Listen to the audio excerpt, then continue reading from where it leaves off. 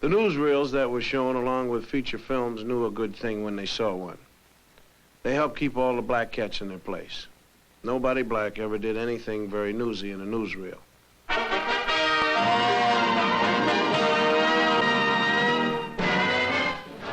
They did things like eat watermelon in watermelon eating contests.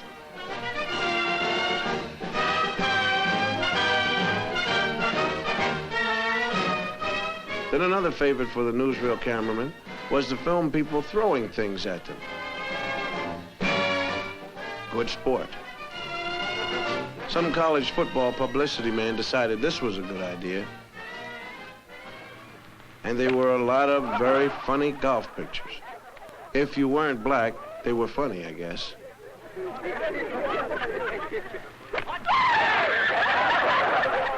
Lie down. Just right out of your mouth. Don't miss, boss, don't miss. Well, you keep still, see? Otherwise, you'll have flour in your room and you won't smell them. Oh, boy. Oh, wait. Everything suggested the black man was nothing.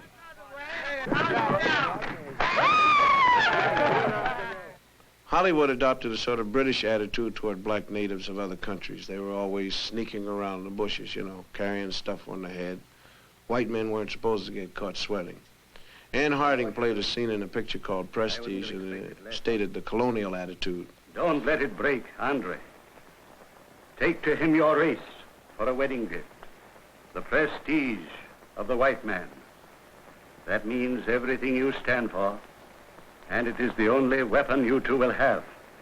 Prestige. But it is enough to preserve you. Yes, sir. And I'll try to remember it. If you'll kiss me. Even though most non-white natives of any place were savages in films, it often pleased white producers to endow a few chosen blacks with the virtue of great loyalty to him, the white man. Here's one defending Anne Harding to the death. There was always one loyal and true black man who would do anything for his master. Some of them were wonderful people. You know, if you really get a good one. Mostly, though, Negroes were not heroes. They were a bit part servants, railroad porters. Watch your steps. Watch your steps, sir. Well, this is your destination, folks. They made very good chauffeurs. Looked good in their caps. Good morning, Colonel, sir. And they were great at serving all kinds of drinks. That cough of yours stays with you like poor relation. What's that you got there, Libby? Your sassafras tea. Wherever there was a thirsty master, there were they also.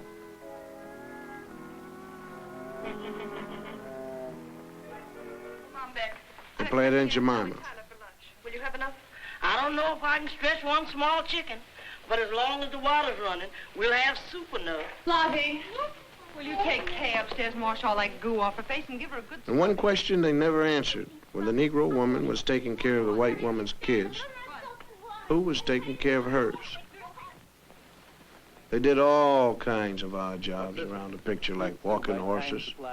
When they weren't walking the horses, they were out back playing craps, of course. Recreation. They met people at the station for their masters. Is you folks, We've come all the way from Ireland. Mr. Milford's expecting us. Mr. Milford. Yes'm, you is which I'm looking for. I'm Mr. Milford's boy. His boy, you say? Yes, sir. Murphy's the name, sir. Did you say Murphy? Yes, Mrs. Murphy. They calls me Walking Murphy. Walking Murphy? Yes, sir. Most of us Murphys down here just sit. I walk. They make wonderful servants, all kinds in pictures. Dumb but loyal. Yeah. John, isn't it a beautiful night? I just love parties, don't you? I beg your pardon? Thank you kindly. Yes? Hello? Oh, this is the Barragan residence.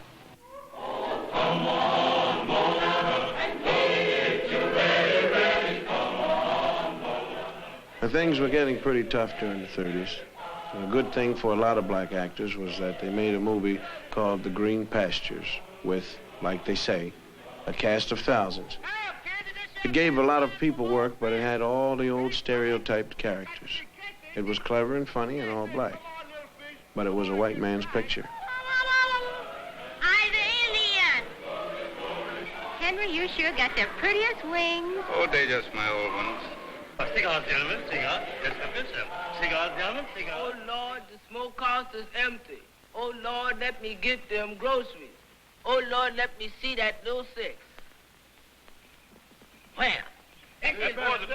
Come on, you gonna feed me or not? Hey! Why, you just a little boy, gambling and sinning and chewing tobacco like you was your own pappy. And you've been drinking Sonny Kick Mammy wine, too. You gamblers ought to be ashamed of yourself leading this boy to sin. Well, he's the best crapshoot in town. If you find my mammy, do more than I can. While Hollywood was turning out films, radio came along and decided to get in on it, too. Two white fellows from Chicago invented two black characters they named Amos and Andy. They played their parts on the radio for 30 years. This is them doing their bit. Well, Brother Crawford looks pretty good since he's been here at Palm Springs, don't he? Yeah, looks like his wife done beat him on the... When radio moved over to let television in, Amos and Andy went with it. These two white cats couldn't play Amos and Andy where you could see them, so what they did was they had a black cast. The cast was different, but the stereotypes were the ones that the white people had come to know and love.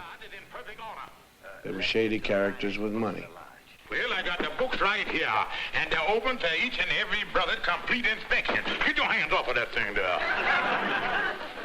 So you want to see the financial books, huh? Yeah. Well, there he is. There he is. You done see them. The meeting's adjourned. They were still slow and lazy. Are you sure they are not here? Oh, yes, they told me so themselves. Have them report to our office right away. I sure tell them, all right. I got to see. They had trouble with the English language. Misused words a lot.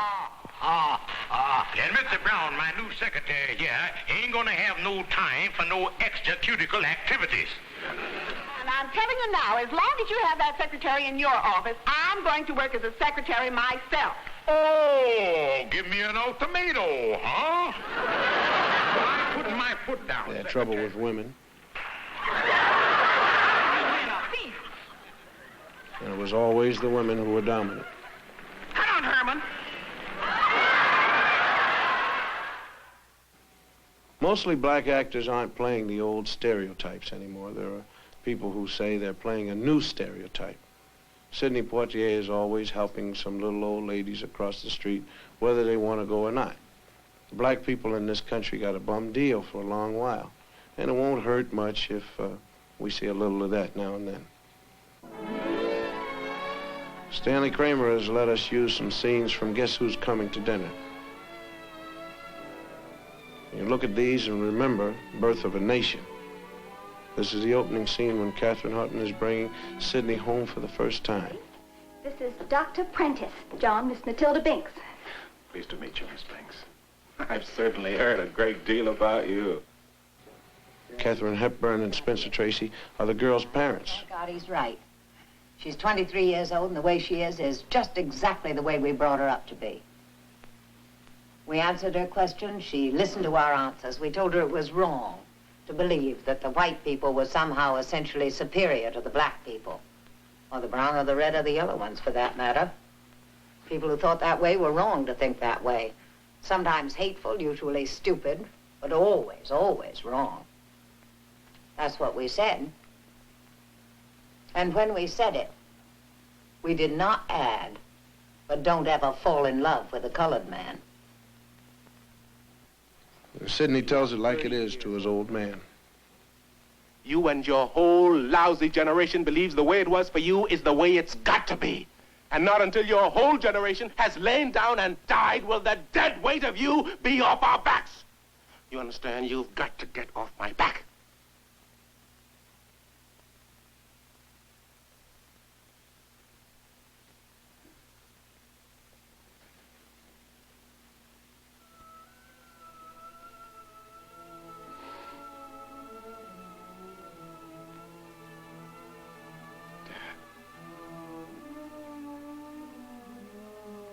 Dad. You're my father. I'm your son. I love you. I always have, and I always will. But you think of yourself as a colored man. I think of myself as a man.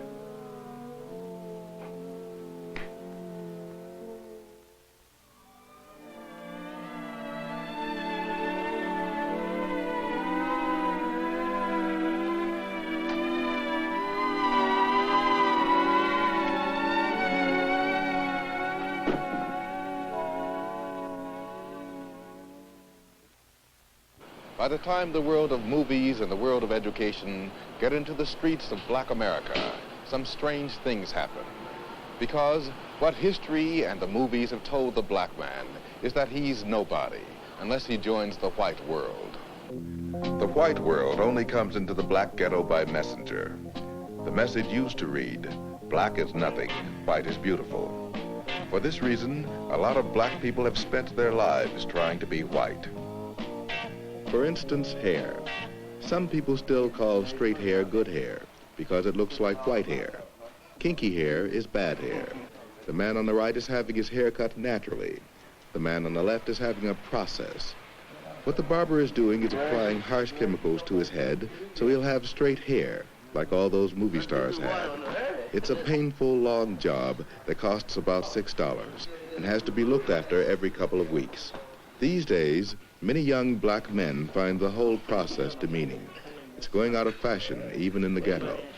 It takes pain to become like a white man, and more pain when you know you can't make it.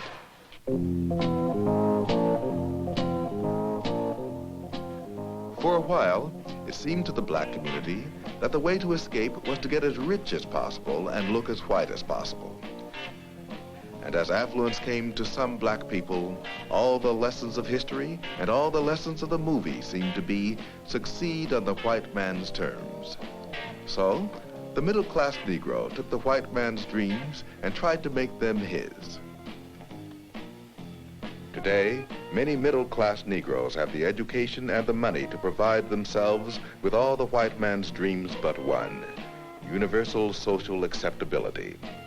He has not yet been able to join in any normal or casual way the white man's affluent society, so he has his own.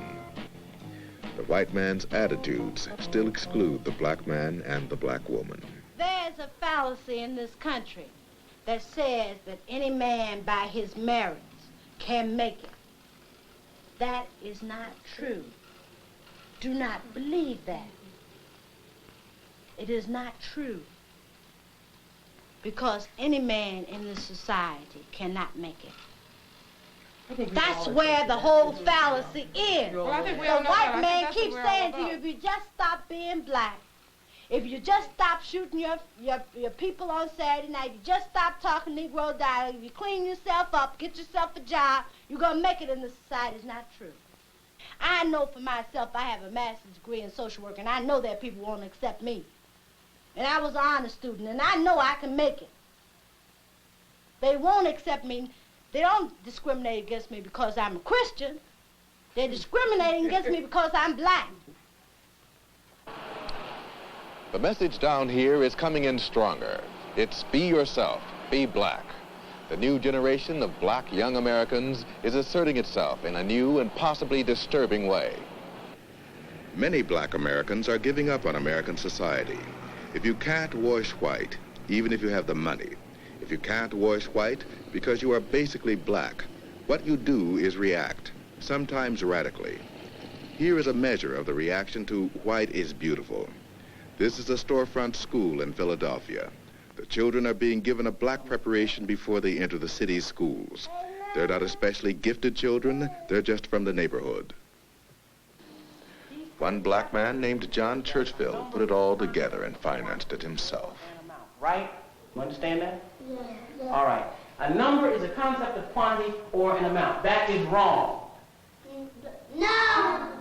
A number is a concept of quantity or an amount. That is dead wrong. He's not only teaching new math to children whose ages range from 17 months to 5 years, he's decided to give them the emotional armor they need to protect themselves against the education they're sure to receive when they start kindergarten. Anybody tells you something wrong, are you going to do it? No! All right. What do you want, Janelle? I want freedom. When do you want it? I want my freedom now. No, you have to wait till next week, Janelle. You can't have it now. Can you wait till next week? Yes. Okay. Sit down.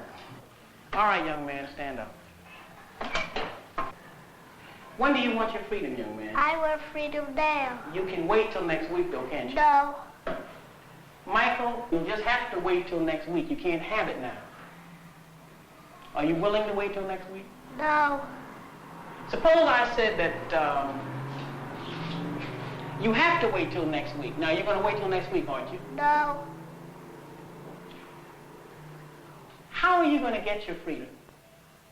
I will use any means necessary to get my freedom. Any means necessary? Yes. You know, all right, sit down. Young man, what is your name? My name is Eric Houston. Levantate.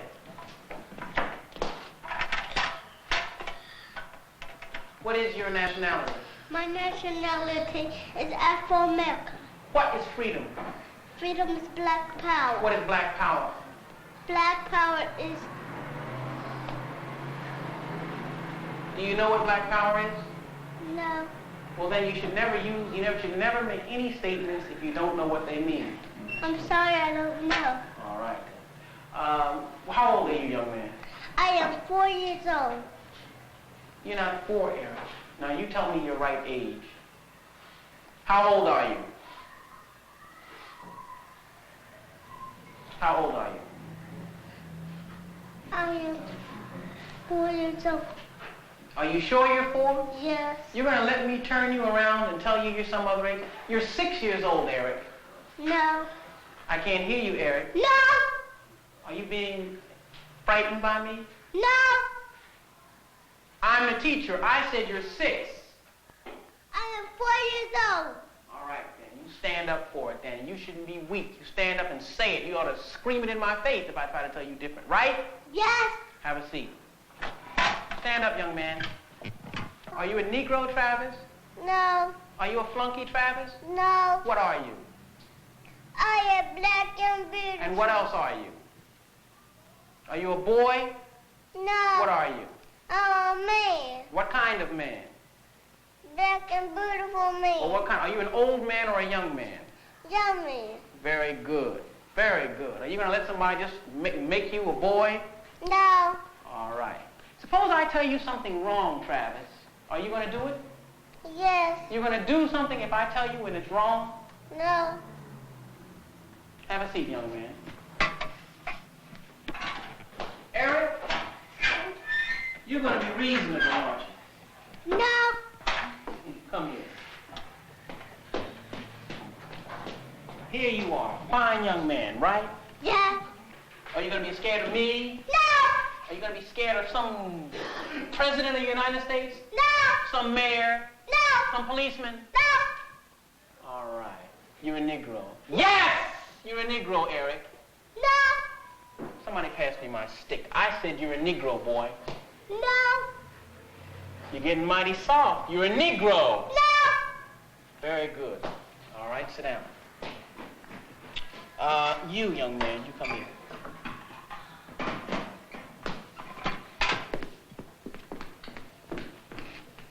Your nationality is American Negro.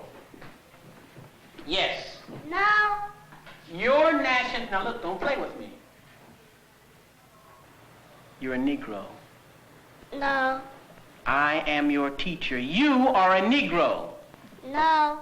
Suppose I threatened to beat you, what would you say? Aren't you a Negro now? No. What are you? I'm black and beautiful. What is your nationality? My nationality is Afro-American. Suppose I had some money in my pocket. Suppose I gave you $1 to say that you're an American Negro. This is money now. Money talks. Money talks. This $1. And if you don't say it, you don't get it. You're an American Negro, aren't you? No. You won't have any money. You know you need money, don't you? Yeah. You need money to live, don't you? Yes. All right. All you have to say, Leon, is that you're an American Negro. Aren't you an American Negro? Are you an American Negro? No. What are you? I'm black and beautiful. What's your nationality? My nationality is Afro-American. Very good, man. Keep it up. Go sit down. You had to think about that a minute, didn't you? Yeah. All right. All right, everybody. What is your nationality? My nationality is Afro-American. Good. All right. What I did is what people are going to do to you in different ways when you get out of the school. They're not going to just come right up to you and give you $1 or say, if you say that you're an if you say you're an American Negro, I'll give you $1. But they're going to be very nice to you, some of them, and they're going to try to, get you not to love black people. They're going to try to get you to, be something other than you are. They're going to try to make it seem as though you're different from the masses of black people. And they want you to go away. Now, I'll tell you, I'll give you special things if you just come along with me and do what I say. But you must reject that. Now, you know what that means? That means you're not going to have the money you'd like to have, and money is not important. We need money. We have to buy things with it, but money is not the thing that we're living for. The only thing that makes a person worth living is being a man and being a woman, being strong in character, being straight, telling the truth, and living in the truth and doing the right thing. You understand that?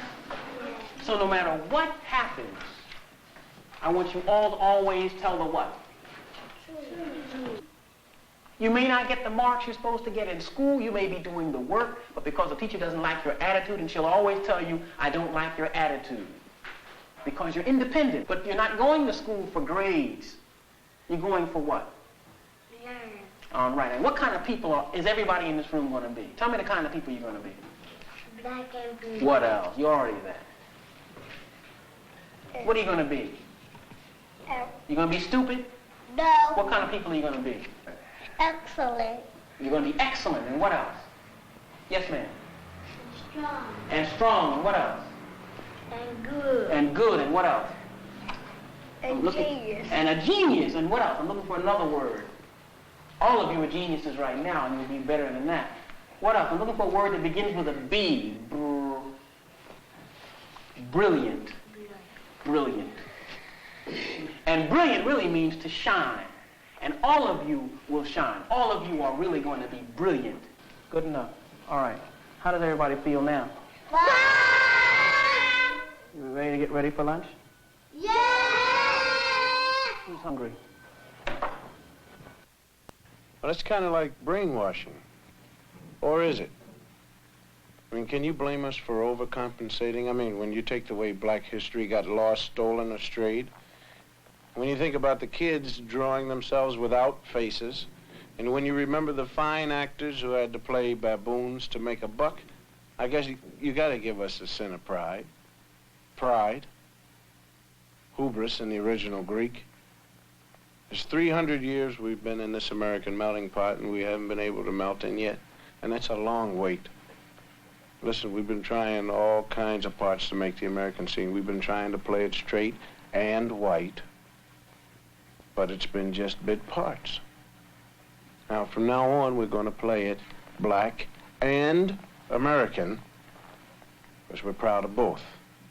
Hubris.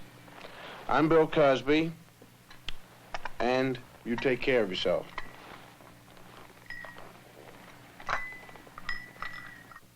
All right. What is a set? A set is a collection of objects. What is a subset? A subset is part of a set. What is a member? A member is one unit of a set. What, in terms of set comparison, does larger mean? Everybody together, and I ask you all a question. Let's see if you can do it. All right? What is arithmetic? Arithmetic is study of numbers. What is a number? A member is one unit of a set. What is, in terms of set comparison, what does larger mean? Larger means a set that has more members in it. In terms of set comparison, what does smaller mean? Smaller means a All right, now quickly, look up on the board, relax, but think very quickly, you understand? Yes. All right, in terms of set comparison, we want to compare two sets, and I want you to tell me which is larger. The first time around. Remember a concept of